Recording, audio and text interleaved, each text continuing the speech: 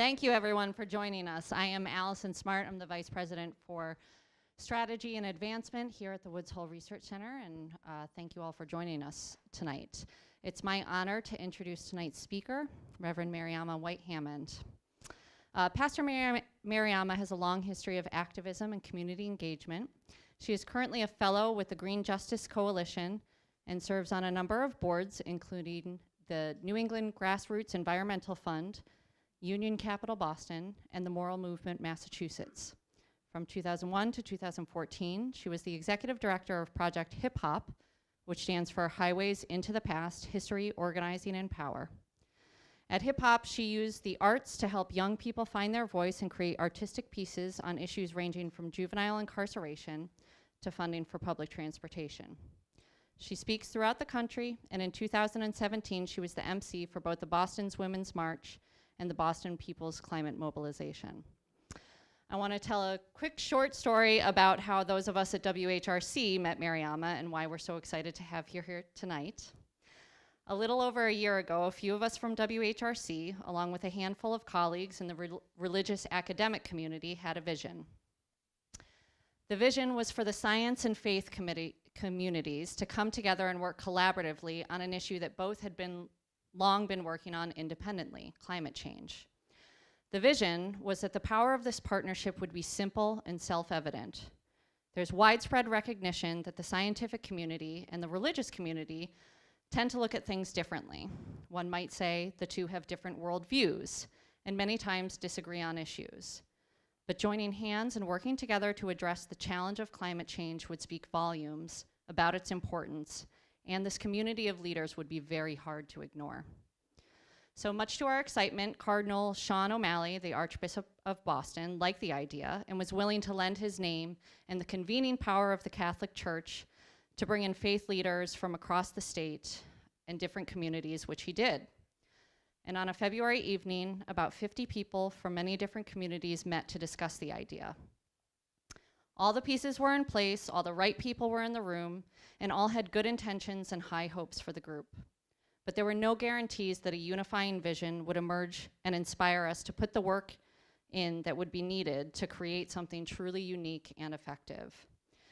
And as the meeting progressed, there wasn't that unifying vision yet, until Reverend Mariama stood up and started speaking. And she made an impassioned case that this group had a unique opportunity to converge on the moral dimensions of climate change and pursue a mission that has equity and environmental justice at its core. So keep in mind, this was a room full of people whose job it is to inspire people every day. And Mariama inspired each and every one of them. And it was an amazing thing to see. I think it was then that I turned to my colleague, Dave McGlinchey, and I said, we have got to get her down to the center to speak. So I'm really delighted that she's here tonight. Just want to say one more word about the coalition because it is so new. And I want to read to you what is on the brand new website for the faithsciencealliance.org. The purpose of this coalition of scientists and faith leaders is to advocate for public policies in Massachusetts that address the ecological and moral emergency of climate change with bold, swift, and substantive action. Our advocacy will be grounded in principles of justice and equity because climate change disproportionately harms those least responsible for it: low-income communities, communities of color, children, and future generations. In support of our advocacy, we seek to educate the people of Massachusetts on the urgency of the climate crisis and our shared responsibility both to reduce greenhouse gas emissions and to adapt to the changing climate. It's with pleasure that I introduce Reverend Mariama White-Hammond. So I want to spend a little bit of time talking to you, but ultimately what I really would love to do is engage in some conversation. I believe that the solution to the crisis that we face is not one person sharing an idea, but many people bringing ideas and hearts together. So I'll share a little bit about how I see this and what I've been thinking, and then we'll talk together. Now, I know I am talking to a scientifically astute crowd, and so I thought a little bit about that and how I structured my conversation today. And so I want to take a second before I get started to thank all of the staff here. I know that Phil definitely wasn't able to get here. He sent me a text yesterday when his flight got canceled because of the snow storm here. So, but it's been great to work with Allison and to work with Dave and to meet Emily and sort of the whole crew of people here, Melissa, that have been making it possible for me to be here. And so it's great to be here before you. And I'm really thankful to the work of this institution. And I got to get a little tour today and even go and see the lab. So it was cool to be able to see all the amazing work that's coming out of here. So I'm going to share two things. I'm going to share a hypothesis that I have that I think is verging on a theory, and then share my own story, and then create space for you to share some stories and some of your own thinking about how we do this work. So my hypothesis, which I believe is almost at the point of theory, I think I've got enough evidence for it, is that the problem with the human response to climate change is not scientific but spiritual. And I say that because we don't lack information. We have tons of amazing data, much data being put out even right here. I just saw some amazing maps today that tell us exactly what is happening, that tell us why it is happening, where it is happening, how quickly it is happening, and that it's happening even faster than we were told it was happening before. So we don't have a problem about lack of information. We also don't really have a problem around lack of solutions. Now, yes, do we have more solutions that are needed down the line? But we have plenty that we could be moving on right now that we aren't really moving at. We could at least stop doing the things that are making stuff worse. That is a plenty good place to start if we wanted to take climate seriously. We could stop cutting down forests. We could stop making bigger and bigger cars. We could stop buying bigger and bigger houses and using bigger and bigger items that are more and more carbon intensive. So we could at minimum stop what we are doing right now, and yet we don't. What we lack is will. And the question is why?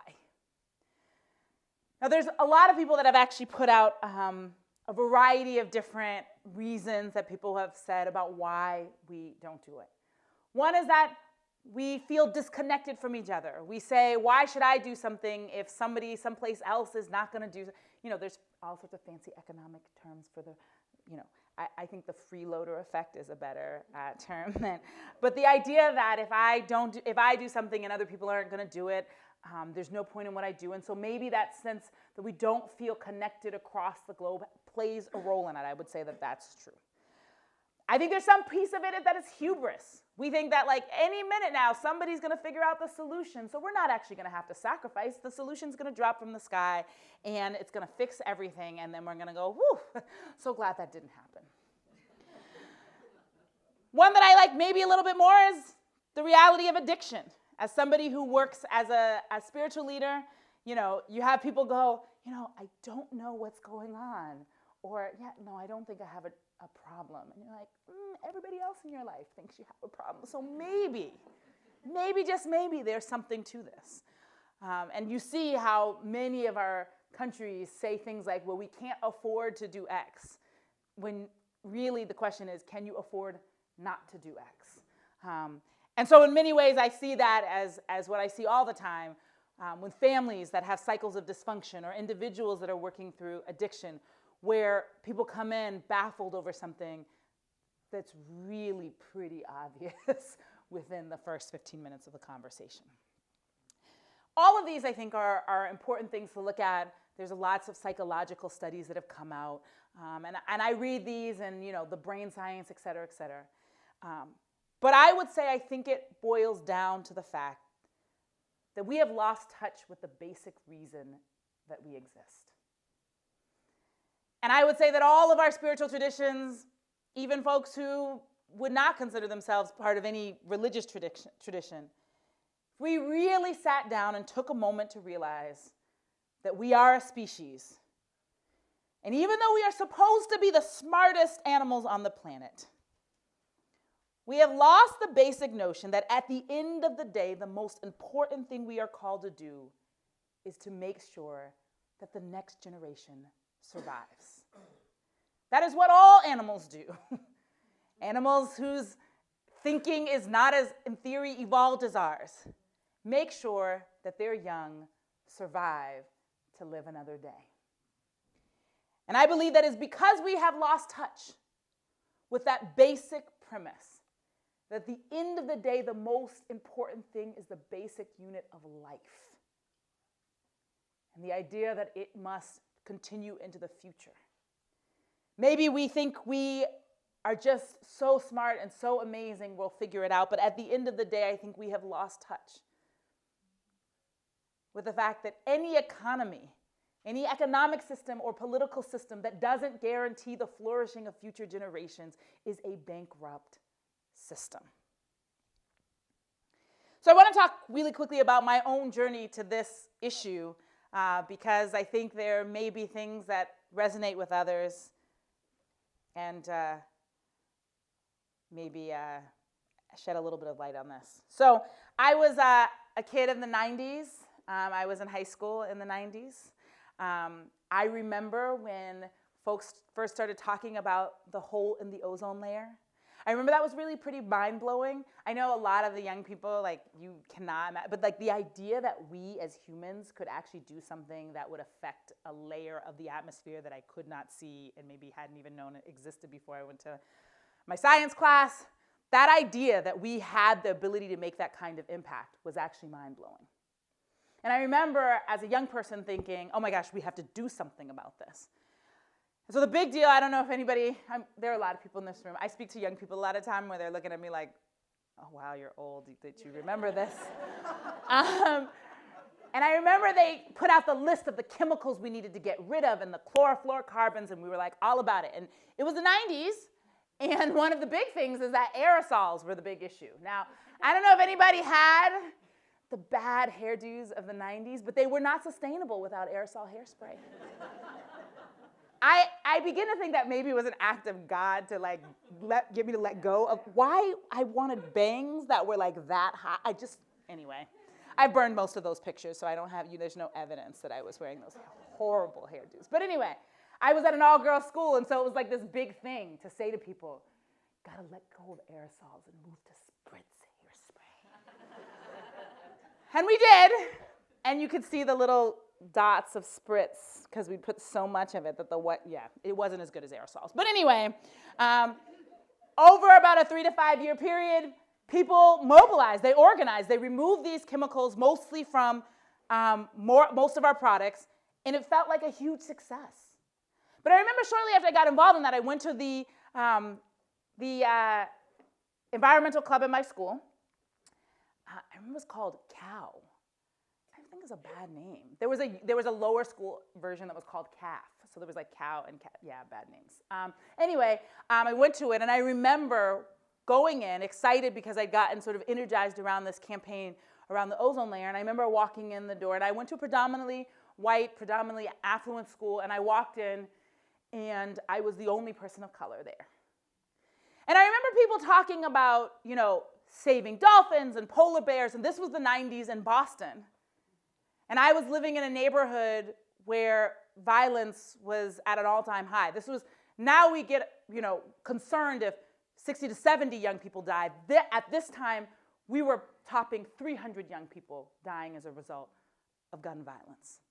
And I lived in the epicenter of much of that because there were a number of gang territories around my neighborhood. And I remember just feeling a stark disconnect with how people could be caring so much about polar bears that they had never ever seen. And they were less than 2 miles from the epicenter of violence in Boston. And so after being at one meeting, I walked away with the notion that, you know what? They don't have other issues to work on, so let them care about the polar bears. I've got to focus on why people in my neighborhood don't have access to quality education and why so many people are led in a path of violence. And before we believed that taking drugs was actually a public health crisis, when my community was struggling with drugs, we treated that as a criminal justice issue, and many, many, many people were being locked up. And so I walked away. You know, I signed up for a few things here and there. I signed a few petitions here and there, but I had the mentality that I think many people of color have had, which is environmentalism is for white people that don't have other problems to deal with. And so that's most of what I probably was thinking through high school until I went to college. I went to college at Stanford, and you know, I had to get a job off campus to help cover the costs, and I remember seeing something that said, "Do you want to tutor students?" It was great. I thought to myself, I can do something that aligns with my values and that I care about, and also raise enough money to cover my books every semester. And so I got on my bike and biked down to an interview at a place called College Track in East Palo Alto. How many people have been to Palo Alto? Okay. And how many people have been to East Palo Alto? Okay. So if you've been to Stanford, if you've been to Palo Alto, you know there's this beautiful Palm Drive. There were all these like rumors on campus about how much money they spent per palm tree. I think I heard as low as like $100,000. I heard as much as like $1 million. Who knows what's really true? But anyway, it was this beautiful drive, and it projected all of the grandeur of the Stanford campus. And you would go through it and then go under the train overpass, and then you'd end up in Palo Alto, and you'd be down Circuit Ave, and it was, it was amazing. Tree canopy, beautiful. Now they have EV charging stations, and that was at the height of remember that before, you know, Starbucks was getting pretty big at this time, but you could get like a double frappuccino with an extra shot of espresso in multiple places in Palo Alto. And so it was beautiful. And so you would ride from Stanford down this drive, and pretty good continuity. And then you'd hit this bridge. Calling it a bridge is actually really hyping up its self-esteem. It was a small overpass over a ditch that sometimes was a river during the rainy season. And suddenly, you would go from this amazing tree canopy to just concrete. I mean, it was so stark. You almost wondered if people should try to do something about it, so at least it wasn't so obvious, the disparities between Palo Alto and East Palo Alto. And there would be a sign saying, "Welcome to East Palo Alto," and it was like there wasn't a tree to be seen. And so I would bike there every day, cross this overpass, and feel the tension. And sometimes I'd like literally feel angry at how obvious it was. But as I was working with the young people there, some of them were getting involved in this campaign to stop a cement plant from being built in East Palo Alto. Most of the folks were opposing the cement plant because East Palo Alto already had high asthma rates. They already had a number of polluting facilities in the community, and felt like we shouldn't have to take one more thing. And so as young people started getting involved, I started getting involved. I sort of followed their lead, and people started going to city council hearings. I started going to them too, and started really making me rethink my own assessment of how involved I needed to be around environmental justice issues. In fact, that's where I first learned the term environmental justice. Even though I had grown up in Roxbury, which is an environmental justice community, when I was younger, it's not something we actually talked about. And so my consciousness began to shift as I got more engaged around that campaign. I think the real turning point for me, though, is after I left college, had worked on many issues. Many issues. I was like, there wasn't a cause that I did not feel strongly about. Even before I went to college. I think my first boycott was in the 7th grade against Coca-Cola for their engagement in South Africa. So I came back to Boston, and came to take over an organization I had been involved with in high school, Project Hip Hop. And Project Hip Hop used to take young people to the South every summer. We'd do a civil rights tour. I don't know why I would do this every year. I would pack a group of high schoolers into 3 vans and drive them 5,000 miles from Boston all the way to New Orleans and back. At the end of every time, I'd be like, I'm never doing this again. But by the next year, I could only remember the good parts, and I had forgotten all of the crazy, what are you doing out of your cabin? Anyway, we drive all the way down and back. And New Orleans was a pretty special place for us. Louisiana was a pretty special place for us because many of the young people that I worked with were young people who had been involved in the criminal justice system. And so we had this strong relationship with the folks there because they were working on a lot of the same issues and because they were arts-based, much like we were. So I remember one summer we were preparing, and this summer actually we were going to do a tour across the north, but anyway, young people would submit their applications, we would, do interviews, and then we would choose the 15 young people for that summer project. And I remember getting a call on the day after we had finished all the interviews, in fact, the day that we were going to make the selections, from a caseworker who said, I have this young person that will be perfect for your program. I said, yeah, well, don't worry, we do it every year because we're done with the cycle for this year. She said, no, I think he would be perfect.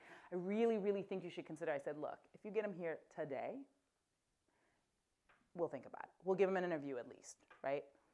She got him there. He'd thrown his application together as best he possibly can, clearly in like the hour he had between when she told him about it and when he had to show up. And we interviewed him. And he crushed the interview. I mean, we used to have this scale, and he was like 10, 10, 10. He talked about how he saw hip-hop as a tool that could be used to mobilize people. He talked about his own experience. The reason he couldn't have come any sooner is that he had just gotten out of juvenile detention 2 days earlier. And he talked about the things that had gotten him into a challenging place and how he felt like those same skills he could use to uplift the community. And so I remember we were like, yeah, we have to take this young person. He was amazing. His name was Kareem Burry. And he started coming to trainings, and then we had this retreat, again, me with a bunch of young people trying to get them to go to sleep, whatever. But he was really amazing. We asked young people to bring in something that symbolized something about who they were, and he brought a picture of his grandmother. And he talked about how he both honored the reality that she had given up so much to immigrate from Jamaica so that he could have a better life, but also the challenges, because she couldn't understand why he couldn't just do well in school and walk a straight and narrow path. She didn't understand the challenges he was facing or the things he was up against. And so they also had this tension between them that often happens between first generation young people and the people who've given up everything to try to give them a different opportunity. He identified a lot with the DJ Theodore, who was the guy who invented scratching, and the story behind that is that he was in the basement working with records, and his mother was like yelling down, so he held the record because he was trying to listen to her yelling, and it scratched. And that's when he realized that he could make a scratching sound by just holding the record back and forth. And so Kareem talked a lot about this like identification with music and art and hip hop and the creativity that flew out of that. So I was really excited because I saw our young people bonding, and I felt like this was going to be a really, really powerful summer. And so I remember dropping them off and telling them, look, our next meeting is on Wednesday. Please don't be late. That is my birthday. I'm not staying late. I'm going out to dinner with, at that time, he was still my boyfriend. Now he's my husband. And so I woke up that morning, and I had the happy birthday texts. But I also got a call around 8 o'clock that Kareem had been out and stabbed at 2 o'clock in the morning because the ambulance did not get there in time. He had died. So every year on my birthday, I think of him. I think of how amazing he is, how amazing he was, how much the world has lost because he is not in it. So that summer was challenging. It was pretty challenging, but also beautiful. Because the young people said, we're going to dedicate our summer to Kareem. And whenever they were sort of not quite pulling it together, we talked about what we needed to do to honor his legacy. And they created some beautiful things. And we had some beautiful moments of really processing. I mean, unfortunately, most of the young people in our program, that was not the first time they had lost somebody young. But I remember I got to the end of the summer and realized that I had never personally taken the time to grieve. That I was so busy being there for other people, trying to keep things moving, that I got to the end of the summer and realized how deeply exhausted I was. So I decided that we should shut down for a week, send the staff home, let people decompress, and let people work through it. not least of which me, myself. And so I did that. And I remember that as we were closing up for that week off, we started hearing about this storm that was headed for New Orleans on the Gulf Coast, Hurricane Katrina. And like many of you, I remember both the natural disaster and then the completely unnatural disaster afterwards. As white people were looking for food, were called survivors, and black people doing the same were called looters. As people were asked to live in inhumane conditions at the Superdome. As many people questioned, why did people not leave? Why didn't they evacuate? And what they didn't realize, which I knew because my best friend had literally moved out of New Orleans the week before this happened, is that they had evacuated about 2 to 3 weeks earlier. Many people spent all of the money they had to go put extra gas in their car, to go get a hotel room, to buy extra supplies. And if you're living paycheck to paycheck, there just wasn't enough time to save up more money to do it again. And so I watched, and I felt so sad. So sad, not just at the loss of Kareem, but so sad at the state of the world. And I remember one story that probably hit me the most was when they talked about a jail in New Orleans that didn't have an evacuation plan. They had no protocol for what to do if the levees broke and the water was rising. And so the guards were leaving. And prisoners were still in their cells because nobody knew what the protocol was. And eventually someone said, we just can't leave them. So they let folks out to then try to figure out how to get around. At that time, my cousin was incarcerated, and I remember feeling so deeply what would I have done? What would I have felt? That was someone I love who was caught in a cell who just drowned to death because there was no protocol about how to save them. And so I ended up deciding that we would postpone the beginning of our school time program, and I got on a plane and went to Gulfport and spent 2 weeks volunteering, supporting, working on the Gulf Coast, mostly in Gulfport, Mississippi, but also in New Orleans. And that's when my heart broke open. That's when I suddenly started to realize that the lines between all of the issues that I cared about in terms of juvenile incarceration, in terms of poverty, in terms of affordable housing, and the climate crisis, there wasn't a line between those things. That those issues would converge, and they would converge in painful and terrible ways. And that many of the people that I cared about, many of the people that I was so focused on that I didn't have time to work at environmental issues, they would pay the highest price of anyone. So I started beginning the process of asking myself, what is my responsibility to address this issue? And to name that this isn't about storms and about sea level rise. This is about life. Human life, and quite frankly, the relationship of human life to lots of species that we have completely disregarded, but without whom we would not be able to live. I remember hearing about phytoplankton in the ocean that produce a lot of the oxygen that we breathe, but we're not even able to see them. And my own consciousness started to go deeper because I realized that we don't just disregard the other human beings that we share the planet with because they speak a different language or their passport is different or their skin tone is different. We don't just disregard them, we disregard all the other life forms that make it possible for us to live and breathe. And as my broken heart began to realize that, came to a different understanding of what we are called to in this moment. I am deeply appreciative of all the science that is happening here and elsewhere. We absolutely need it. We need to understand this problem at a fundamental level. We need to be able to think through what we can do to address it.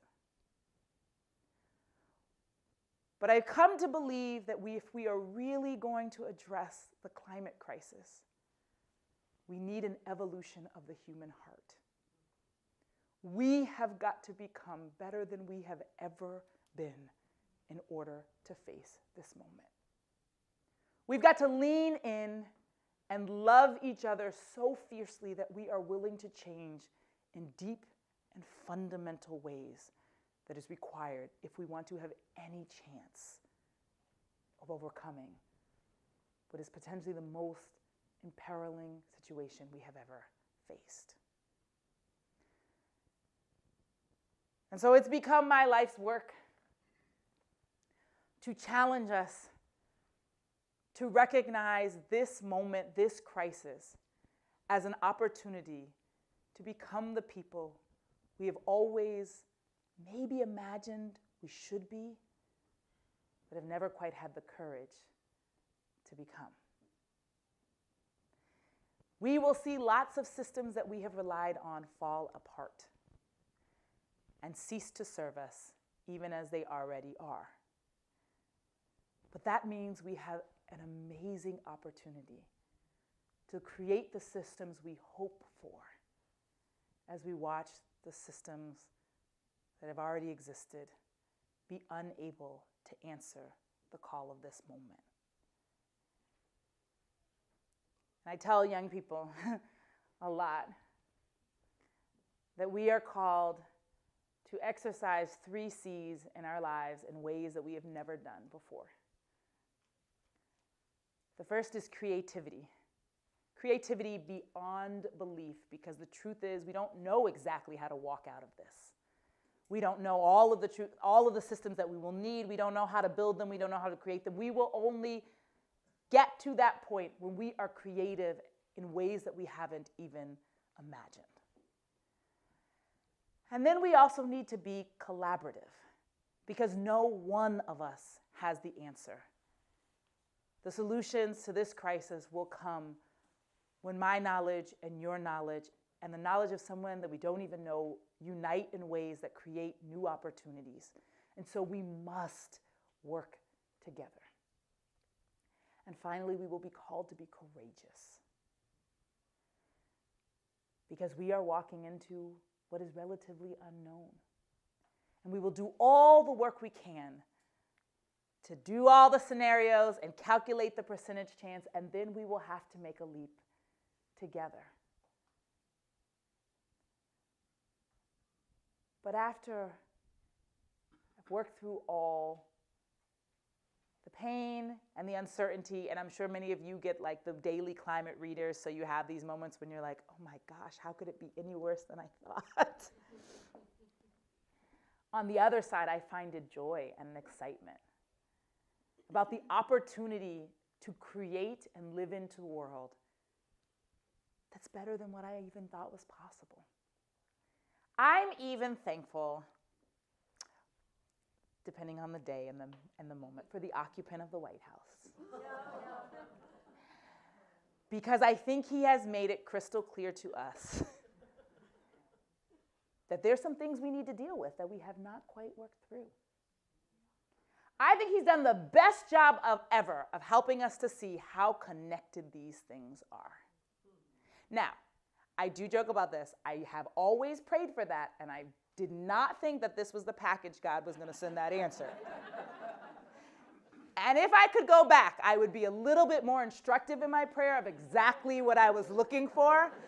But that being said, I look at this moment and the opportunity that is before us, and I actually feel an amount of hope that is beyond belief.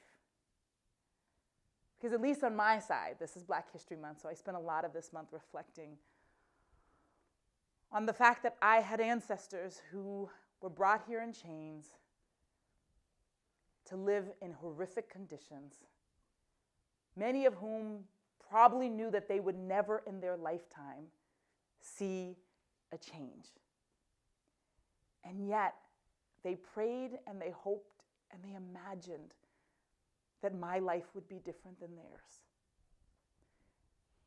And so here I stand with far more privilege than they ever could have even imagined possible.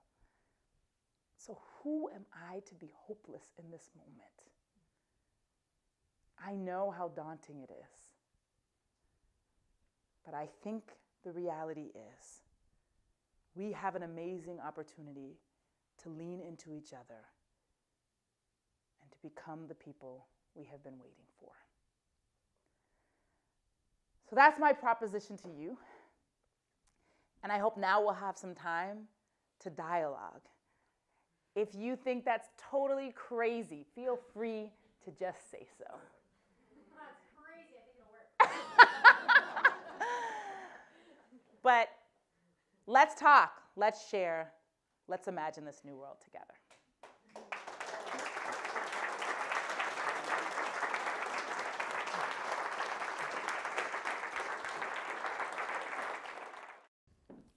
I have a Sierra Club colleague who lives in Tarpon Springs, Florida, Bob Murphy, and he's interested in climate justice. And one of the issues he addresses that most people don't talk about is we have many people in this country that don't have enough energy to support their basic lifestyles. Mm-hmm. And we need to have some people actually use more energy and perhaps create greenhouse gases, whereas those of us that are more affluent need to cut back. And I was wondering if you have any what policies or methods you think that we could implement that idea. Yeah. So I actually have a bunch of things that I've been really thinking about. I'm part of a group of folks who are starting to have some conversations around the Green New Deal and how we'd make it practical. I know everybody's really excited about it. The one small challenge that we've been thinking a lot about is the previous New Deal's main goal was to increase consumption. If that's what we do, we're going to have a little bit of a problem. So how do we lift people out of poverty, really begin to support people in a different way, get them excited about this possibility without increasing consumption? So I think there's a few things I think we need to be really thinking about. So one of them is co-living. We have a major affordable housing crisis, and then we have tons of people with extra bedrooms. We also have seniors who are growing old and need support, then have to pay somebody to come in and provide that support.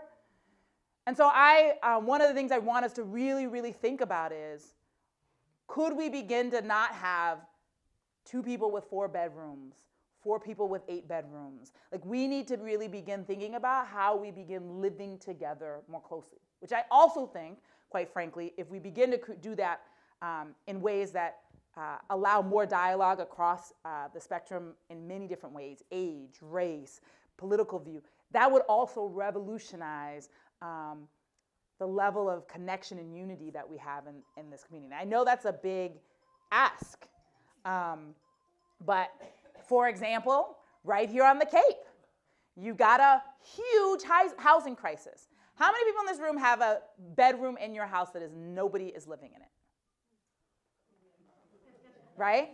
So we do really need to begin thinking about how rather than building tons of new houses, how are we maximizing the space that we already have? One of the ways that really worked in Europe is when there was a major heat wave in Europe, thousands of seniors died.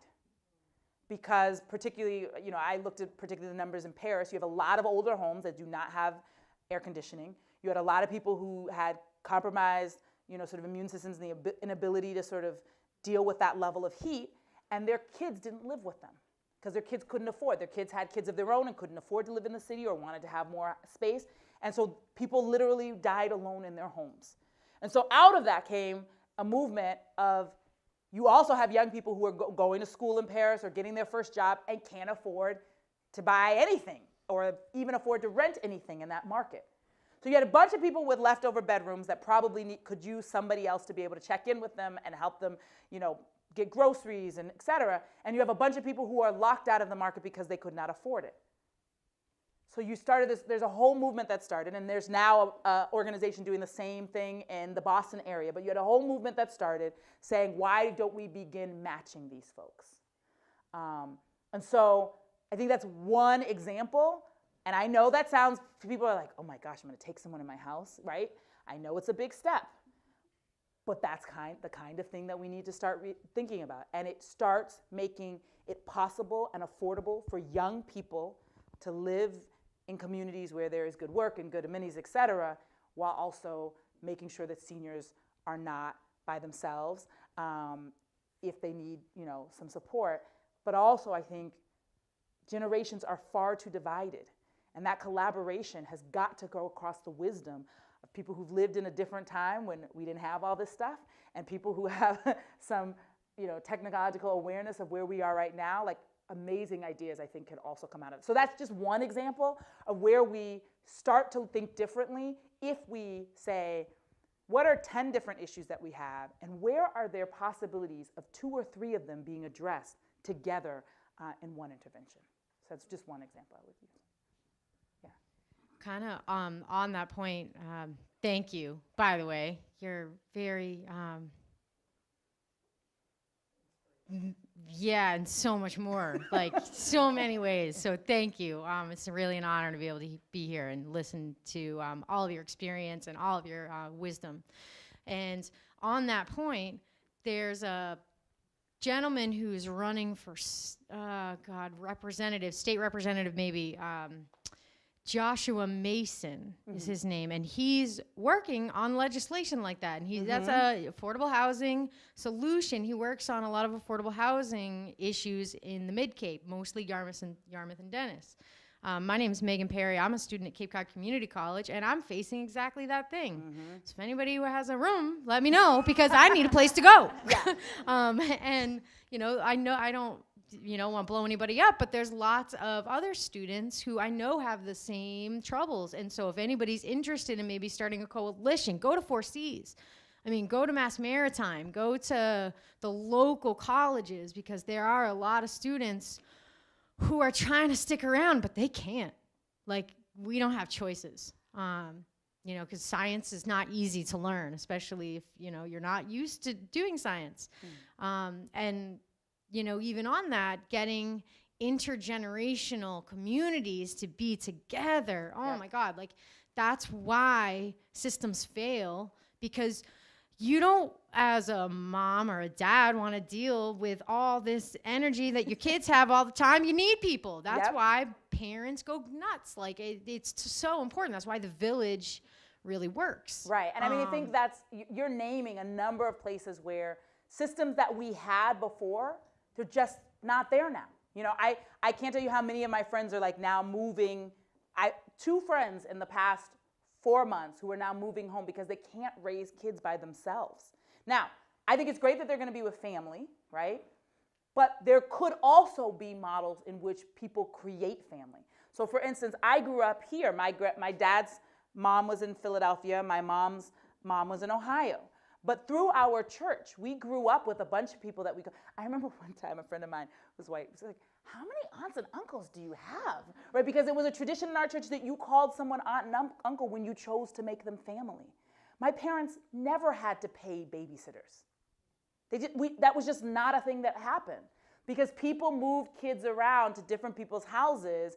I mean, we had this big basement, so like some people would just drop us off and there'd be like 11 of us running around, and then like the little one would be like, I'm gonna go, and we'd be like, no, we're gonna all get in trouble. Like we had these systems of like co-raising children together. And now we have a lot of kids who are like socially awkward because they don't spend enough time with other children, right? So I think one of the things that is really exciting to me is how we could look at these issues not simply as climate issues, but in ways that strengthen the fabric of communities. I can tell you how many friends are struggling about how much time they spend at work versus how much time they spend with their kids. So if we were allowing people to work from home, now I just want to name, we also need to bring it down the total number of hours we expect people to work. Shut it down at some point.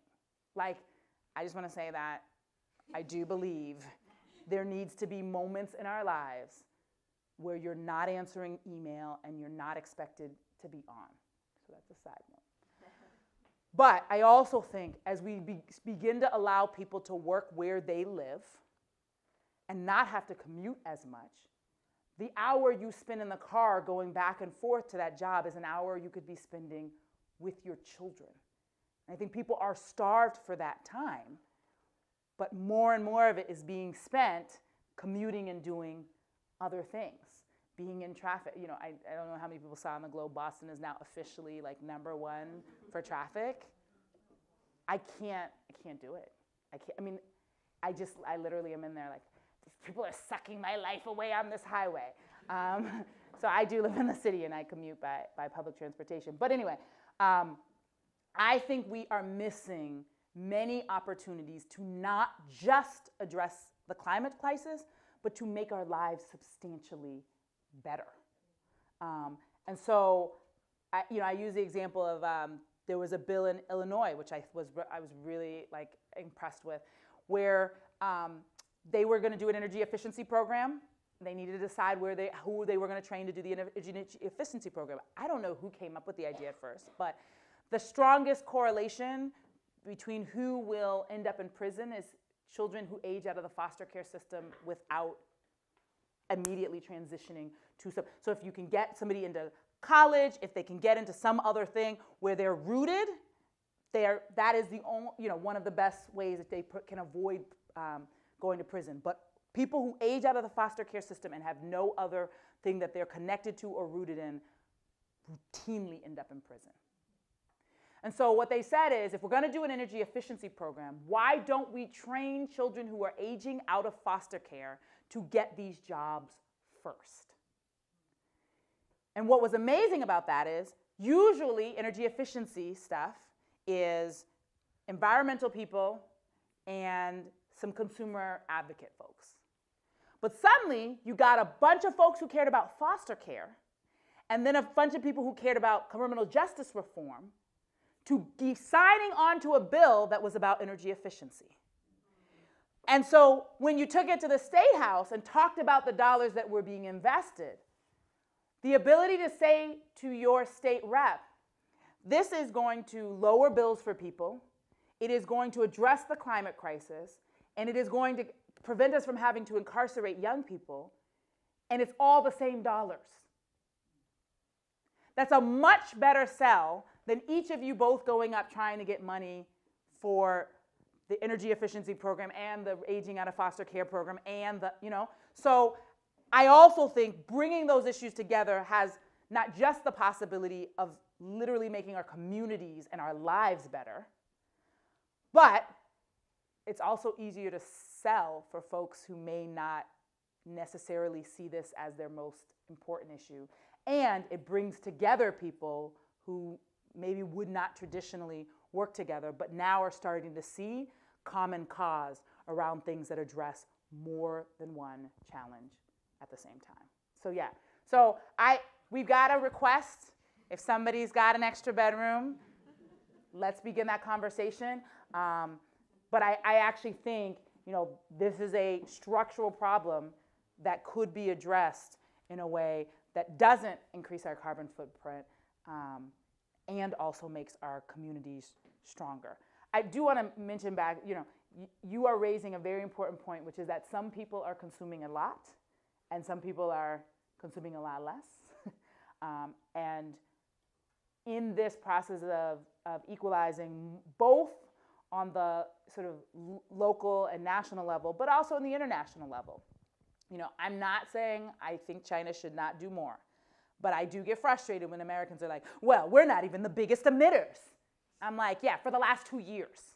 But if you look to the last 200, we probably should stop talking now, right? So I think, also being clear that we not have a narrow view of what people are doing right, just because you have like a Prius and somebody else, over the lifetime, some people have been emitting a lot less, and we need to hold people accountable first who have the most ability to change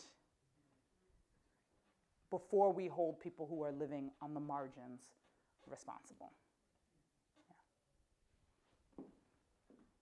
So I do have one room, if you want to talk to me after. We're starting it right here. And another thing that is amazing what you're saying. So I grew up in Spain, and we used to go with my grandparents to this village, and people knew each other, and children we could go anywhere we wanted, and it was like, everything was perfect, but there was that sense of community that in New England is just like really hard, very hard to connect with other people. We just started with, there's a young couple that started, they had an initiative to create, like what you're saying, like create a place where we could actually address all people being isolated, having farm, with agriculture, permaculture, and just address all those issues that you're saying. And we're just throwing ideas together. We're just researching, we're reading a book, so it's a book club. If anybody also wants to know more, you can give me your email, and you can come to the next meeting. Yeah. It's open. And it will be in the Cape, and it's to try and imagine a different future that we can do it. And I think like we can, I feel like I have a lot to learn, but there's a lot that we can do too. Yeah. And I think, when I look at what I'm most excited about, like I work on all of it, carbon tax, this and that, like all of that stuff. But where I get excited is communities that have said like, we'll advocate for those things, but we are also going to revolutionize here where we are. So there's a community called Thunder Bay in Canada that we're going to run a whole slate of people for city council. And they were talking about focusing on local businesses, like not having as many chains, really having people that are local running businesses and supporting those businesses, because they would be the ones most likely and more willing to respond to what the community was saying, right? Talking about, trying not to move goods from, thousands of miles away, but creating more artisanal communities, creating more walkable communities, creating opportunities for people to be in relationship with each other. And I think, again, we have this challenge where there's been a dichotomy between like, you just need to take individual action to buy your own EV and you're like, et cetera, or you have to work on like federal and international legislation, right? I'm not knocking either of those. Both of those are important. But I do believe that the sweet spot is somewhere in between those things, where communities start coming up with really amazing, creative, local solutions so that people can see it right in front of them. It's not something that's happening somewhere else, right? But it's not also happening at the level of the individual in one household. Great work, but there's limitations to what we can do. We can't create systems at the individual household level, but we can at the neighborhood level. Like the new work that's being done to say, like, what if people didn't have individual cars? What if you recognize that for everybody in the neighborhood, you probably need, for 40 houses, if you had 11 cars, that would be sufficient for everybody, right?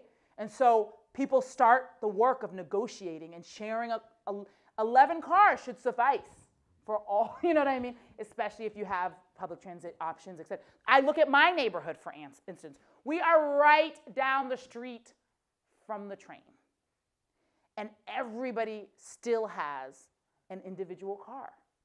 Even in my own house, we have 3 washing machine units for 4 people. It's not possible that we're really creating that much, right? And so beginning to rethink, doing the negotiation, and I said this to my first floor neighbor, I said, when your machine breaks down, do not buy a new one. Let's just talk. I think we can make it with 2 units, 2 washing machines between 3 floors of people, right? So that kind of stuff that becomes possible at a more communal level and at more of a collective level, but you can really do the work to begin, negotiating those things out on a block, in a community. I'm very excited also by the number of particularly women who are running for office. I think that our political systems should be the aggregate of our collective desires, And that's not really what I experience most of the time, where I am interacting with government. And so the problem is not to have less government, or we could talk about those things, but I think the reality is we need to have more responsive government, a place where we can have good conversations, which also means, on a side note, I do a lot of work around facilitation. We need to evolve the public meeting structure, because let me get up and yell, and then I'm gonna get up and yell, and then I'm gonna get up and yell, and then I'm gonna say something to piss you off, to make you want it. That's not a productive way to solve issues. So I don't know how many of you go to public meetings. Maybe the Cape's public meetings are so much better than Boston's public meetings. But we need a system that allows us to air what we experience and then create space for us to work together and imagine solutions. And unfortunately, most of our public processes do not drive us to the place of deep dialogue towards solutions. So that's, another thing. But anyway, other thoughts, questions? I know I saw a couple of people. This is changing the temperature a little bit, but something that you said made me start thinking about how in certain crises, like I remember reading that after maybe a couple decades after the explosion at Chernobyl, human beings can't live around there anymore, but the wildlife has really taken off, and they're just amazing. I mean, maybe they don't live as long, but they're really flourishing. Now that we're gone, they're doing a lot better, right? And when there were wildfires and then landslides around Big Sur in California, and the road was blocked off, all the people started seeing mountain lions and started seeing animals that they had never seen before because people weren't able to go through it. It made me start to think that, and I don't mean to be sentimentalizing about nature, but we think of the human brain is a bunch of neurons and other physical things working together to create a certain system. Who is to say that the planet, isn't a giant system? I mean, you've got a bunch of scientists here. It seems to me that the planet has a certain kind of brain that is trying to survive. Right. However it can, and we have to have more humility to not think that we are the masters, and we should do whatever we can to try to fix things. Yeah. But we should also sometimes get out of the way. Right. And I don't know how that's related to all these human justice things, but maybe you can tell me how those things are connected. Yeah. So, I mean, objectively, if you just look at it from a pure, people go, oh, we're trying to save the planet. No, we are not. The planet is going to survive. It might have more water, blah, blah, blah. We are trying to save ourselves. And if we aren't clear about that, because no, the planet will be all good. The question is whether or not she will allow us, whether or not the planet will change so substantially that our lives are no longer sustainable here. And we will also take a bunch of people down with us, a bunch of insects, a bunch of other mammals, et cetera. But objectively, and the way I look at it is the planet is in an abusive relationship with us. And at some point, I can't be mad. I'm like, girl, you need to get rid of him, right? And that would be us, right? So when I say we're trying to have an evolution, it's I don't know anybody who's been in an abusive relationship and their abuser transformed. That's what we're trying to do. We are trying to be the first abuser to transform and shift in this relationship. But there could come a point at which she's clearly you can't get it together, and I'm moving on, right? And so, I mean, that it's very real that the planet is completely justified in deciding that the problem is us and we need to go. Because the truth is, the problem is us. Now, I would like us to not have to go. So I'm hoping we're going to get it together. We're going to be who we should be. I have faith that we can do better. But I'm not going to deny that she has the right to get rid of us right now based on how we've already been. And our lack of motivation, it seems, to do better. So yeah, I mean, I think the challenge for me and how I see it is like, if you can't even act right with the other people in your species, what likelihood do we have to be in right relationship with the phytoplankton in the ocean? And so for me, the justice work is the right thing to do, but it's like, if you can't get that together, what hope do you have of being in a different kind of respectful relationship? So I tell people I don't do environmental justice work, I do ecological justice work, and that's because ecology is about systems. The discipline of ecology focuses on the relationships between things. And our problem is not the environment. Our problem is the relationship between the living beings, the most problematic of which is the human being. And so we got to get right. We got to get it together and get right. But she's going to be okay. She will be okay. She will be, another ice. She's been through some ice ages. She's been through amoebas turning into us. I mean, she'll be okay. She keeps surviving. The question is whether or not we will continue to be here. I think we'll make this the last question, and then maybe if people want to talk to you afterwards. Thanks. All right, before I get rolling here, anthropologic damage to the planet is ancient. Plato whined about it. So we're a little late to the party, but hopefully not too late. I'm a member of the Religious Society of Friends. You all know us as Quakers. Yes. Isn't that a wonderful name, the Society of Friends? Ain't nobody in charge, but we teach what we call the 5 testimonies, and there's an acronym for it, SPICE. Simplicity, which is not anti-consumption, but in favor of wise consumption.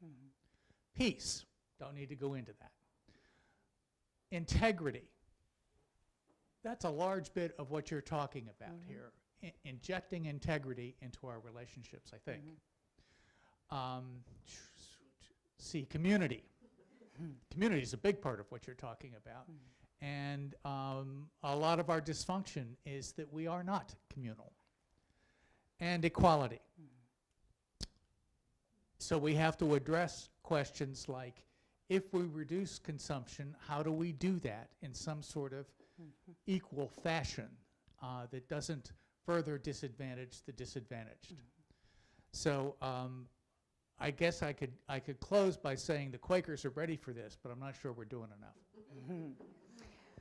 Well, I mean, part of the work that I do is that I do spend a good chunk of my time talking to the faith community. And one of the reasons is that I'm like, you all say you believe in something big. If we can't get on the train, how do we expect other people to? I mean, if the people who say we believe in miracles can't get our stuff together and be part of the solution, then how do we expect this to move forward?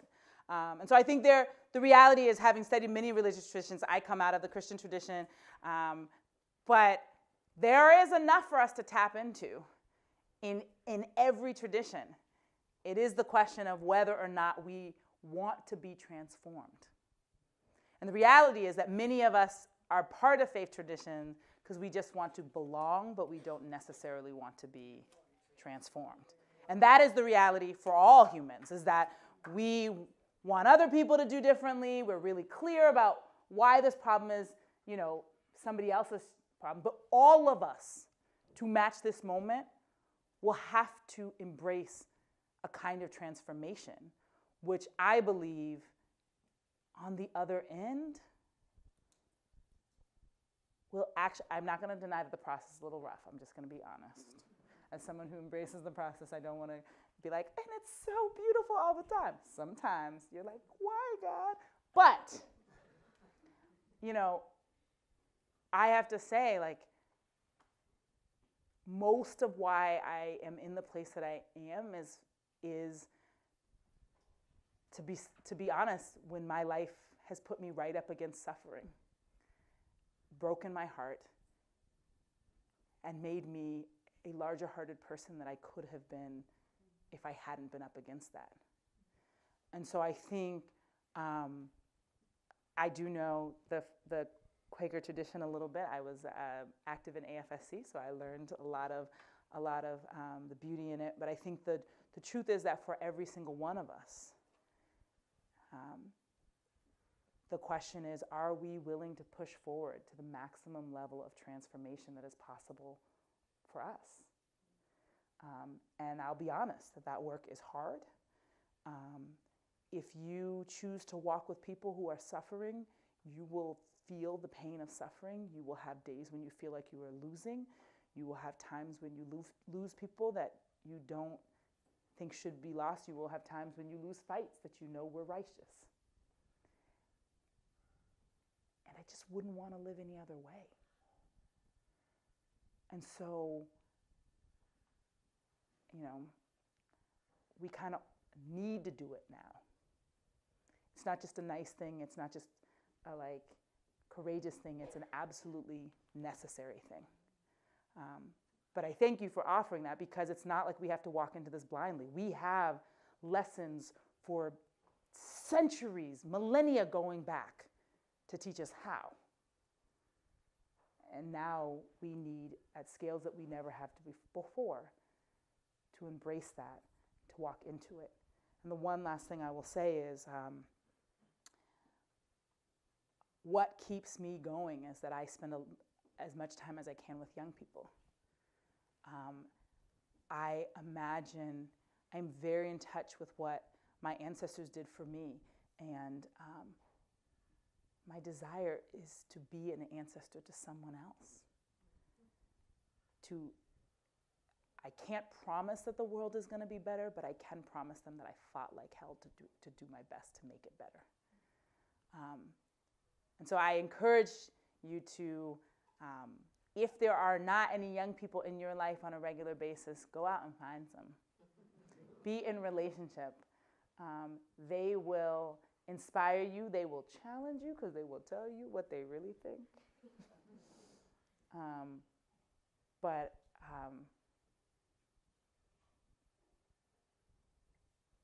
I'm deeply grateful for the